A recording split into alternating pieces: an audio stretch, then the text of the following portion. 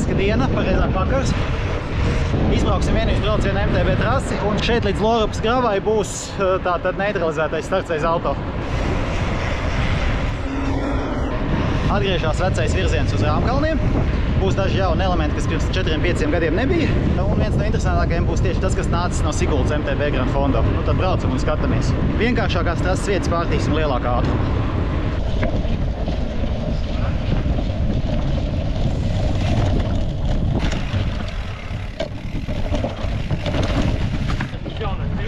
Jā, bet es izvērtēju, jau uz viņu būs korķis, ko es darīšu. Tur dēļi 2 bija. Varēja.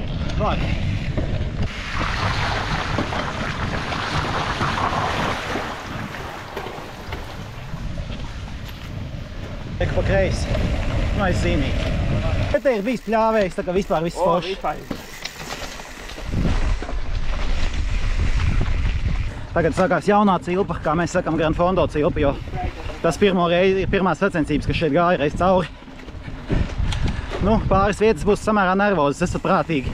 Tas, ko te nedrīkst darīt, tad, kad esat uz slīpās saknes piespiest bremzi, momentāli būsiet noslīdējuši gar zemi.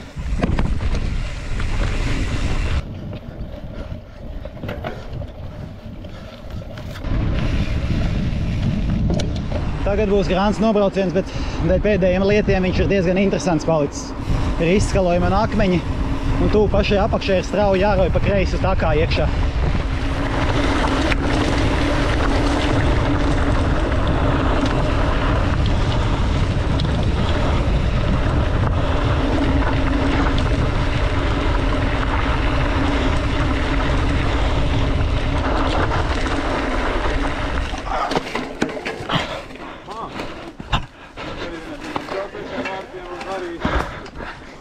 Jā, pat zinādams īpaši labi netrāpīja.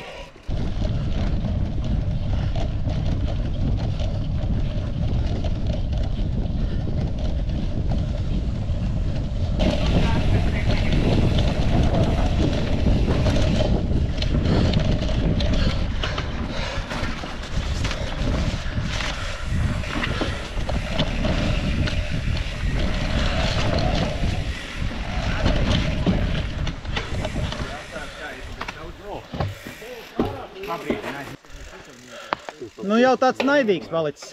Es tāpēc tā braucu redzu, bet tagad gaisa tumšu.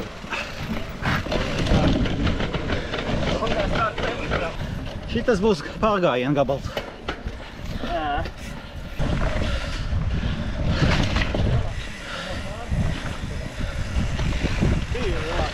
Jā. Tā piltiņā bija, bet vēl.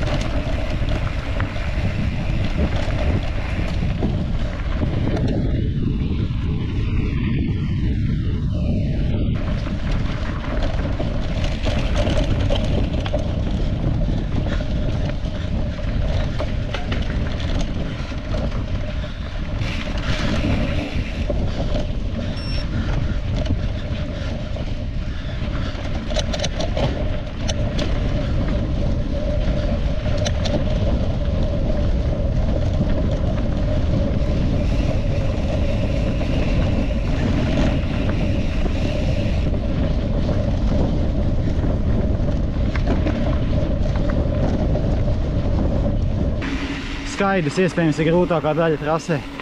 Fiziski tas tāpat kā braukt kalnā, bet pa kalnu kaut kā cieta zeme ripo labāk. Liekas, ka kalnā braukt vieglāk. Jā, ja tā skaita, tad skaida posms ir pat garāks kā garākais šodienas kalns. Nē, šitā man patika, bet nu te ir tā problēma, bet ir jāsāk no priekšas. Jo, ja tu nesāc no priekšas, tad tu tur sāksi, tur paliksi pa lielam.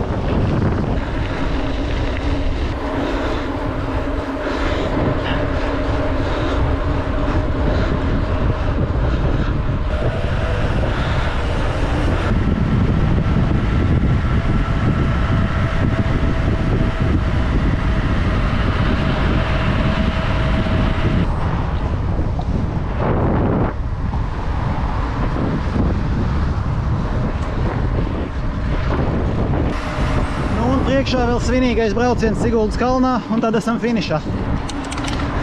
Šodien mēs pāriesim uz Ietvi, jo nav nepieciešams tagad, kad ir tik laba infrastruktūra brauktuvi. Nu, tad lai jums veicās un Siguldas kalnā visiem personīgie rekordi.